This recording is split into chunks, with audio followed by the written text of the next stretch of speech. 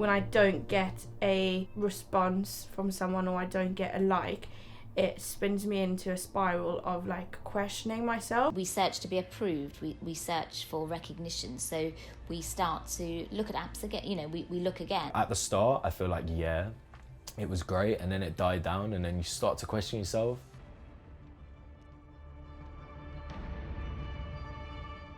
My name's Dev and I am 25. I think the perfect romance is like dating your best friend, go to parks together, go on like a Sunday walk with the dog, but then still being able to go out on a night out, like, or not even just a night out, but go and have fun. The dating apps that I've used in the past have been Tinder, Hinge, Bumble and Plenty of Fish. I have 9 different pictures and they vary from like just me on the beach, sassy, me at like pride festivals, me drinking, people need to know I like a drink obviously, me with a funny filter, she's got a bit of bands, doesn't she? I think I'm still single because I struggle with online dating. I don't really like the idea of people being able to just easily swipe left or swipe right on me. I think it's superficial being online. Dating apps seem to be causing an increase in mental health issues in young people. It seems to affect people in different ways, from increasing low self-esteem to increasing depression, to increasing anxiety. Dating apps tend to increase an individual's exposure to rejection, and this exposure to rejection is constant because the apps are always available. The exposure to rejection obviously leads to low self-esteem in various different ways. It causes people to question their physical appearance.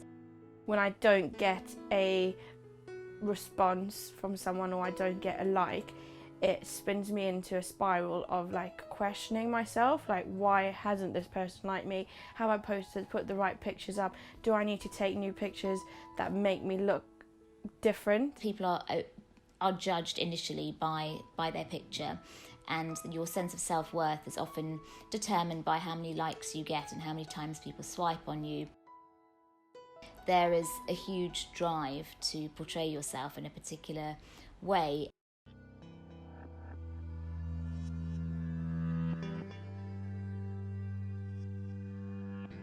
My name's Josh Rogers and I'm 20. Currently I use Tinder and Hinge. Well, there's like obviously things that appeal to me. It's obviously height, like between 5'6" and 5'8", brown hair usually, or like the mix between the two, blonde and brown. And then someone that's just up for a laugh really, someone that is obviously beautiful, stunning. Everyone on Tinder is just pure good looking. In my opinion, it's just a whole ratings game. How many matches do you have, who have you matched with, and then that's that really. So Hinge works by making a profile, but instead of apps such as Tinder, you answer questions about yourself. So you have 3 questions and then basic info, height, age, where you're from, and then sort of things you're interested in. And then you pick a range of photos and set up your profile from there. So a nice picture of me in the sunset, and then me by the flower shop, fresh haircut, in a suit, having a beer. Try and just obviously pick the ones that I think I look the best in. So again, yeah, just little bits of information about me, but you can edit this so you can pick more bits of information. So like you can hide some things like education level, religious beliefs, politics, all these sort of things. And then you just answer questions about you. So I get a lot of good ones on that. Pub nights are better than club nights, in my opinion. Again, it's just like a good talking point. That's why I prefer Hinge to Tinder, because it gives you a ground to start working on instead of just going straight off the cuff. Another one to visit Japan, like people have the same interests as me to go traveling and stuff.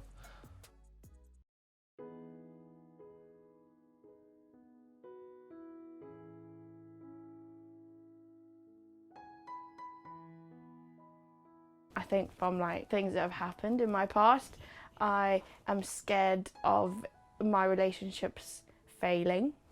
So it's easier for me to chat about, yes, I want a relationship, yes, I want this, But then when it comes down to the crunch, I'm actually like, no, it's easier just to moan about it than actually dive in and it all mess up.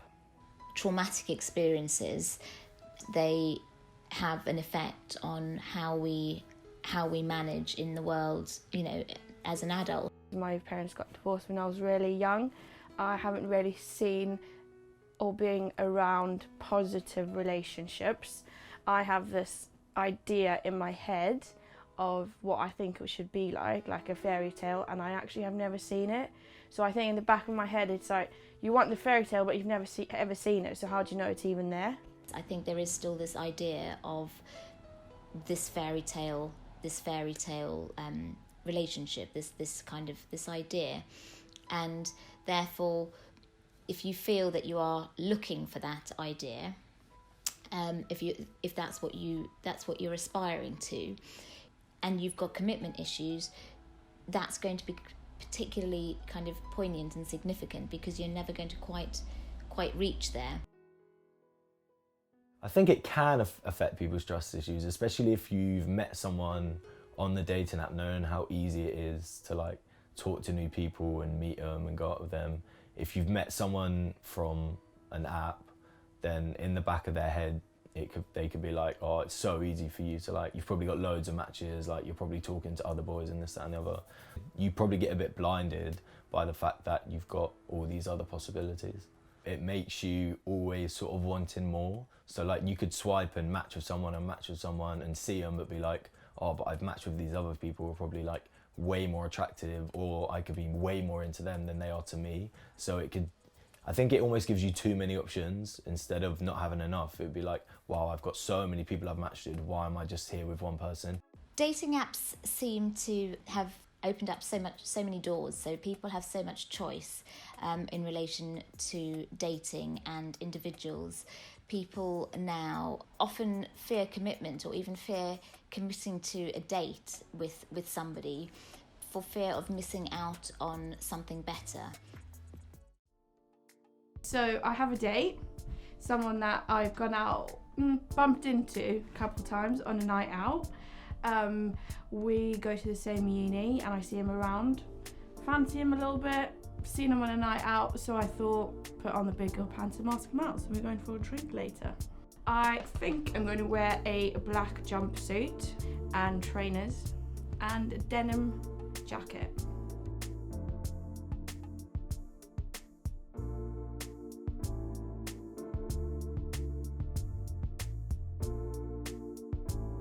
I'm feeling quite nervous. I haven't been on a date for a while, and I think when I get nervous I get a bit chatty. So yeah, nervous that I'm going to embarrass myself.